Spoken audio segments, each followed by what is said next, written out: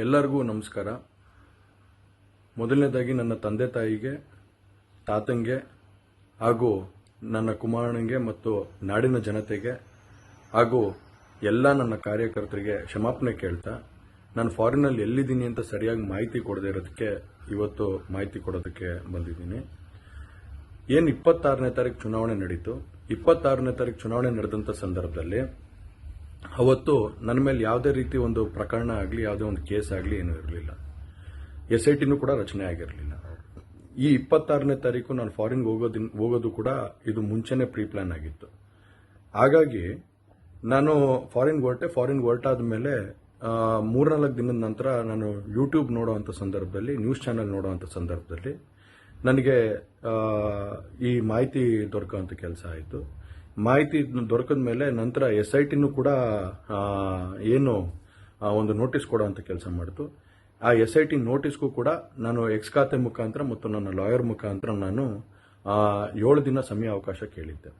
7 ದಿನ ಸಮಯ ಅವಕಾಶ ಕೇಳಿದ ಮೇಲೆ ಕೂಡ ಅದು ಮಾರನೇ ದಿನನೇ ಏನು ಕಾಂಗ್ರೆಸ್ಸಿನ ಹಿರಿಯ ನಾಯಕರಾದಂಥ ರಾಹುಲ್ ಗಾಂಧಿ ಅವರು ಮತ್ತು ಹಾಗೂ ಎಲ್ಲ ಹಿರಿಯ ನಾಯಕರುಗಳು ಏನು ಓಪನ್ ವೇದಿಕೆಗಳಲ್ಲಿ ಈ ಒಂದು ವಿಚಾರಗಳನ್ನ ಪ್ರಚಾರ ಮಾಡೋದಕ್ಕೆ ಪ್ರಾರಂಭ ಮಾಡಿದ್ರು, ಚರ್ಚೆ ಮಾಡೋದಕ್ಕೆ ಪ್ರಾರಂಭ ಮಾಡಿದ್ರು, ಒಂದು ರಾಜಕೀಯದ ಪಿತೂರಿ ಮಾಡೋವಂಥ ಕೆಲಸನ ಮಾಡಿದ್ರು.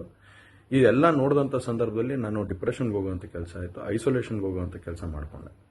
ಹಾಗಾಗಿ ನಾನು ಮೊದಲನೇದಾಗಿ ನಿಮ್ಮೆಲ್ಲರನ್ನೂ ಕ್ಷಮಾಪಣೆ ಕೇಳಿದೆ, ದಯವಿಟ್ಟು ಕ್ಷಮಿಸಿ ಅಂತ ಕೇಳಿದೆ ನಾನು.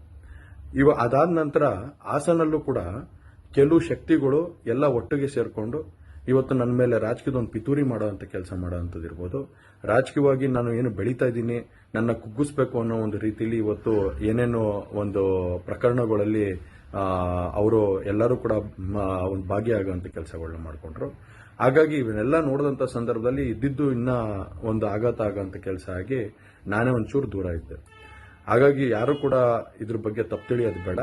ನಾನೇ ಖುದ್ದಾಗಿ ಶುಕ್ರವಾರ ಏನು 31ನೇ ತಾರೀಕು 10 ಗಂಟೆಗೆ SIT ಮುಖಾಂತರ SIT ಮುಂದೆ ಬಂದು ನಾನು ಸಂಪೂರ್ಣ ಈ ಇನ್ವೆಸ್ಟಿಗೇಷನ್ಗೆ ಸಹಕಾರ ಕೊಡೋ ಮುಖಾಂತರ ನಾನು ಇದಕ್ಕೆ ಸರಿಯಾದ ರೀತಿಯಲ್ಲಿ ಉತ್ತರ ಕೊಡುವಂಥ ಕೆಲಸನ ಮಾಡ್ತೀನಿ. ಹಾಗೆ ನ್ಯಾಯಾಲಯದ ಮೇಲೆ ನನಗೆ ನಂಬಿಕೆ ಇದೆ.